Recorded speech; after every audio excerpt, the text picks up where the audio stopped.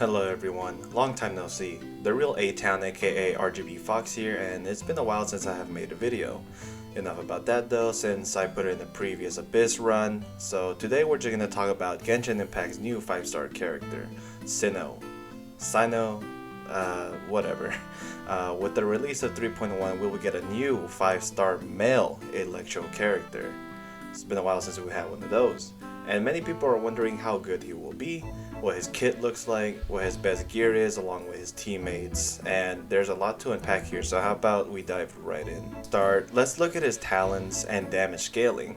I will skip over his normal attack as they won't be important, but for the very few wild enough to play him as a physical carry, it looks like it'll do okay damage. Now for the nitty gritty, the elemental skill. At level 9, his Soul Flare damage hits for a massive 221% with a 20% increase when he's in his elemental burst. He essentially thrusts himself into his opponents, dealing electro damage, and the ICD is independent from his A1 passive and burst normal attacks. This honestly seems like a great skill to toss out there whenever you receive it back on cooldown to progressively deal a good chunk of damage and, to offer a decent chunk of ER over time. His burst offers him an electro infusion along with normal attack multipliers that are independent from his normal attacks, so it means that you can get away without actually leveling up his normal talents. The damage, the attack strings seem to hit pretty hard, but I wouldn't say hard enough to warrant the amount of field time that he will take up. More on that soon. In this state, his cooldown on his elemental skill drops from 7.5 seconds to 3 seconds. Additionally, in his burst state, he has access to his A1 passive, which increases the damage of his elemental skill every 4 seconds and shoots 3 bolts of electro damage based on 100% of his attack. This is further improved with his A4 passive, which increases the damage of the bolts by 150% of his elemental mastery. Mind you, his burst does give him 100 elemental mastery for the entire duration. Ultimately though, he looks very fun to play, however, there are many drawbacks. So what did I mean when I say his damage doesn't warrant his massive field time? Well, one thing I didn't mention was the fact that during his burst, his elemental skill increases the duration of the burst for 4 seconds per skill activation for a maximum of 8 seconds of a duration increase. What does this mean? Ultimately, he's a very selfish unit, even more so than even characters like Hu Tao, Xiao, and hell, even Razor. While an 18-second burst sounds sick, let's realistically look at how he'll interact with the current units we have in the game, starting with his best partners. Zhongli to start off with. Zhongli offers a massive shield that'll not only prevent Cyno from being hit and knocked back, but also offers that sweet 20% resistance shred. Moreover, his unique crowd control can definitely come in handy when it comes to keeping enemies in one place to hack and slash, although do keep in mind that it'll only last 4 seconds maximum, so results will vary. Now, Xinqiu. Sure, Xinqiu won't be traditional, I'd say, but his burst does last for about 18 seconds and can line up perfectly well with his long burst duration. He can funnel particles to himself fairly well, and he won't need much to make him a high off-field damage dealer. In many instances, you can give him Noblesse Oblige to buff Cyno, or give him the basic emblem set to deal greater damage over time. Barbara. Now, I know what you guys might be thinking, but Barbara? Well, here's the funny thing. Hydra units work perfectly well to trigger Bloom, so you can trigger Hyper Bloom immediately after. But our current best off-field Dendro applicator is DMC, and considering he applies Dendro every 3 seconds, Barbara fits in line to apply just enough Hydro in a reasonable amount of time so as to not remove the Dendro aura. Characters like Kokomi apply Hydro every 2 seconds, thus applying the element just a tad too fast, ultimately removing the Dendro aura. You won't need to worry about the small AoE of Barbara's E since you will be hugging the enemies whenever you are in Cyno's burst animation, and I still see it being semi-optimal due to her cooldown and duration, but actual testing should be done to confirm, although I guess SAG frags could be cool, I don't know. Dendro Traveler. It's no joke that Dendro will be necessary for Cyno for both Quicken and Hyper Bloom, and I guess Burgeon. But the great thing about Quicken is that it does last 9 seconds, and ultimately that means if you apply Dendro every few seconds, you'll have a massive uptime on aggravate damage / reactions. Yeah, it's possible to play Kale instead, but I'd rather go for the better Dendro applicator, like honestly.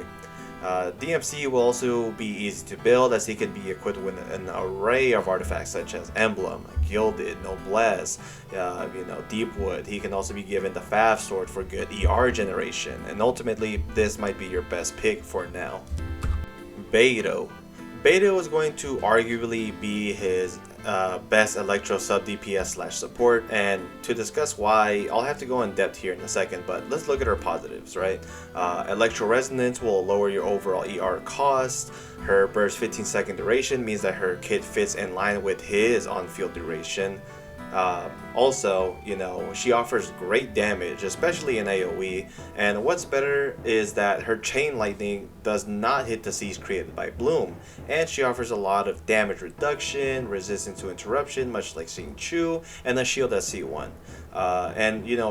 For those that don't know, her chain lightning will not hit the bloom seeds that are created whenever you trigger bloom, and so ultimately what that means is that you can essentially just build EM on Cyno, and he will be the one to actually deal damage instead of her, which means that it's a lot easier to build her to just go towards attack rather than thinking, oh well, will she need to be built with EM. I think the only part of her kit that actually can hit the Cs is her skill, and it's not that worth it. Now, I think the best thing about her is that at C6, she is able to reduce electro resistance by 15%, so her value skyrockets and is in a lot of cases a must-play in Cyno teams, in my opinion at the very least. Now, to go over why I don't think he fits well with the overall roster, we gotta start with Fischl. I truly hate to say it, but to be frank, I truly believe there's a lack of synergy with Cyno and other electro characters such as Fischl and, even others like Yae Miko and Raiden. With Fischl specifically, I don't like that her skill lasts for 10 seconds, 12 seconds with C6, and that is it, honestly. I truly believe that if Cyno's burst didn't have such a long time duration, that it would have been a lot better. In all cases, you play Fischl to take advantage of her almost 100% Oz duration time, and with the kit, you'd want to be able to abuse things such as her A4 passive, which you will not get that extra electro damage when Oz isn't present on the field.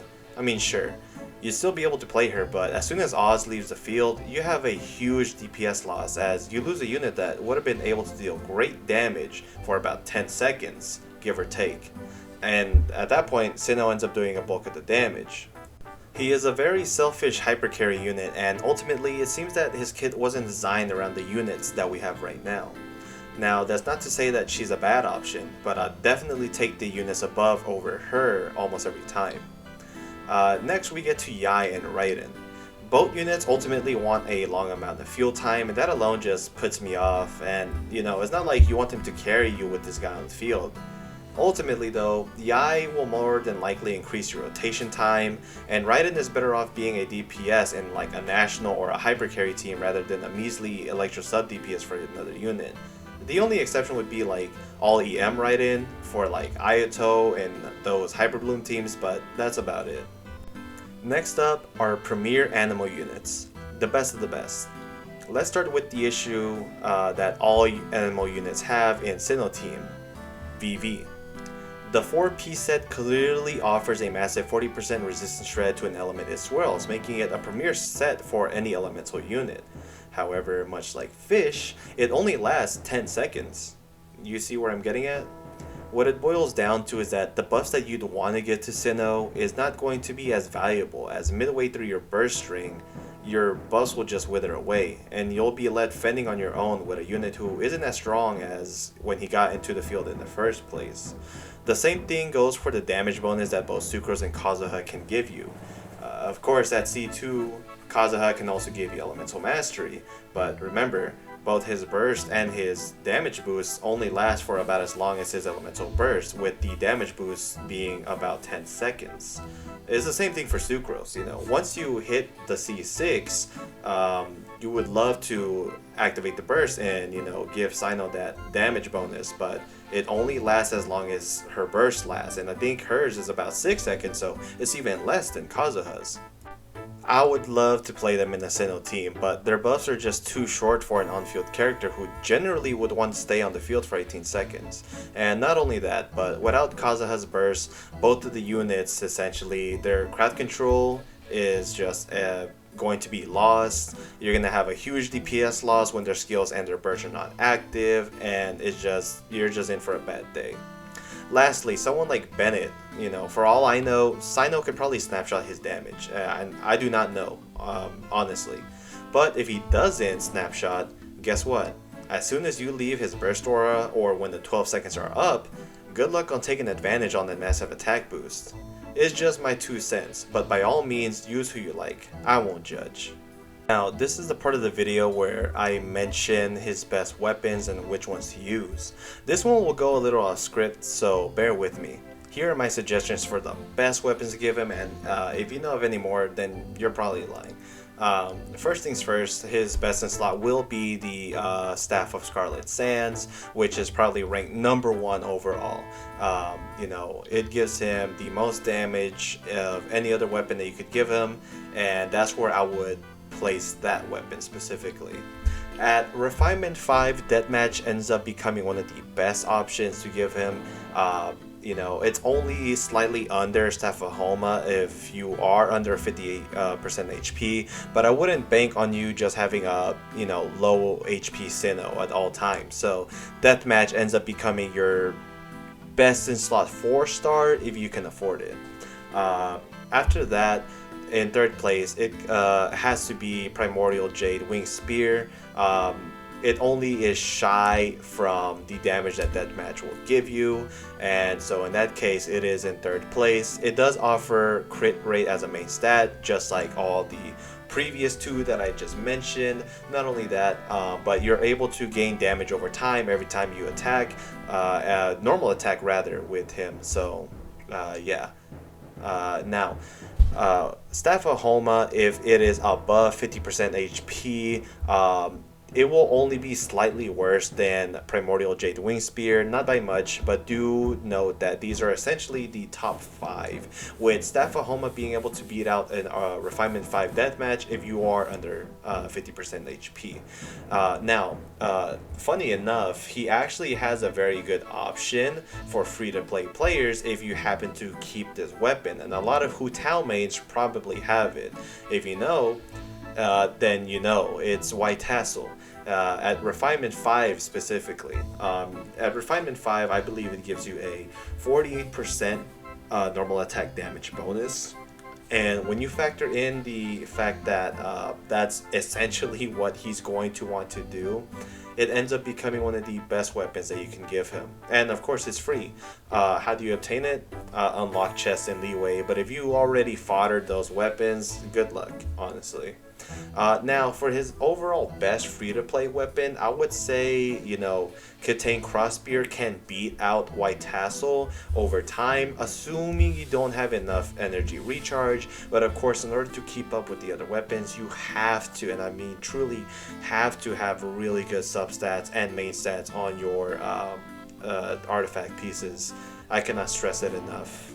Did want to mention that there will be a new spear coming out in 3.1 called the Windblade Spear, and that overall would also be like a very good option for him. It sits like right at the middle, definitely not better than the weapons that I mentioned above, but definitely better than Katane Crossspear, assuming you can really take advantage of the weapon's passive. Now, personally, I don't want to rank the artifacts because there are a lot of factors when looking at which one is better than the other, but I do believe that there are 4 specific ones that you should go after, and whichever one you choose will be determined by whichever one has the best substats. To start off, I'm going to talk about Thunder Soother. While yes, this might be like the probably weakest option, just because you do need to be able to keep up the electro aura on your enemy, you'll keep it enough to where you'll be able to actually do really well with the 35% electro damage increase. So it's definitely one of his decent options when it comes to which artifacts that you want to give him. And if you just happen to have one with really good substats, I would go with that one over the other ones that I'm about to discuss. Next up is going to be the 4-piece gladiator set. The 4-piece gladiator set will give you not only 18% attack because of the 2-piece passive. Additionally, the 4-piece set will give the wielder of a polearm user, increased normal attack damage by 35%. And while yes, you know, it won't give you overall damage percent that can be good for like your elemental skill, it's still something that is not going to be ignored because his kit does require him to normal attack a lot, and the damage in his burst is, like I mentioned before, considered normal attack damage. Next up on the artifact set, I'm going to talk about Gilded Dreams. If we look at the 2-piece, it of course gives you the same passive as Wanderer's Troop, which is a elemental mastery. However, his 4-piece set will be able to give him not only attack but elemental mastery up to about what I think 150%, up to the different amount of characters that you have in your team, and is 50 for every party member with a different elemental type. So that means with the elemental mastery that you get from your burst, along with the elemental mastery from the 2-piece set, you'll be able to have 250 to 330 total elemental mastery. Now, this set obviously becomes a lot better with the Scarlet Sands weapon, because that weapon's passive states that Cyno's attack will increase by a percentage of the total elemental mastery that he has, and at Refinement 1 it's like 52%, so it's a really nice increase in damage. Now, for the last artifact set that I want to talk about, this could be arguably his best one if you are fully taking advantage of the A4 passive along with his elemental skill. The 2-piece bonus will give you electro damage bonus of 15%, which is obviously pretty fucking decent. However, the 4-piece set is able to not only increase the aforementioned electro reaction that we had previously, but also increases the damage of Hyper Bloom and Aggravate. So, you know, 40% for one, 20% for the latter. When Quicken or the aforementioned elemental reactions are triggered, the elemental skill cooldown will be decreased by 1 second. So generally, I would say that your cooldown minimum might be 2 seconds in his burst, maximum a second, you know. I wouldn't be too trigger happy, but the reason why this matters is because the 2-second intervals on the skill, which would be 2 seconds under Thunder Soother most of the time, will enable you to be able to use his A4 passive every 4 seconds, meaning that you will get about potentially 7 to 8 elemental skill triggers with his A4 passives increased damage, compared to maybe 6 or 7 with you know, just a normal overall rotation. In fact, it might be 5, but again, we don't have the character right now, so I can't immediately determine that. But that for me is the 4 pieces that you should utilize in his kit. Of course, if you don't have a good 4-piece set for either of them, but you happen to have 2-piece sets that have pretty good substats, I would go for the 2-piece. Whichever one has better substats, utilize them.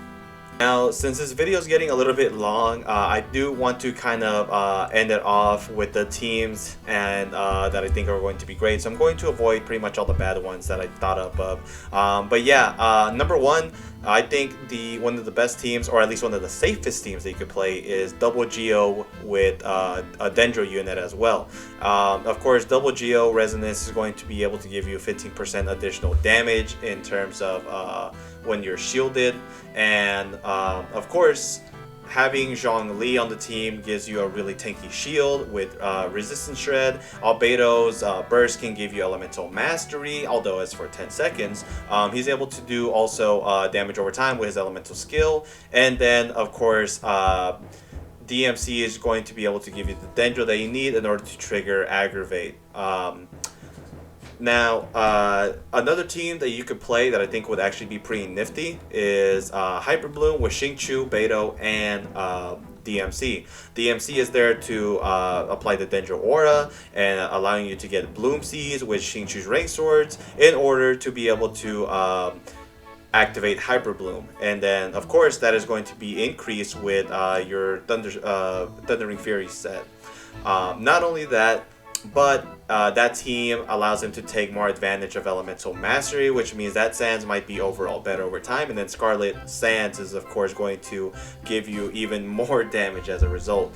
The ability to also have Quicken means that the duration of Dendro could potentially last even longer. So, of course, once more testing comes out, it'll be finalized. Lastly, with Cyno's burst passive along with Xinqiu and Beidou's, you're not only going to be able to have a bunch of resistance to interruption, but a lot of damage resistance, and because of the shield that Beidou provides you at C1, you're also going to be able to get a shield. Not only that, like I mentioned before, she increases your damage with her C6, and it just overall seems like a really nice team to use, especially with multiple enemies.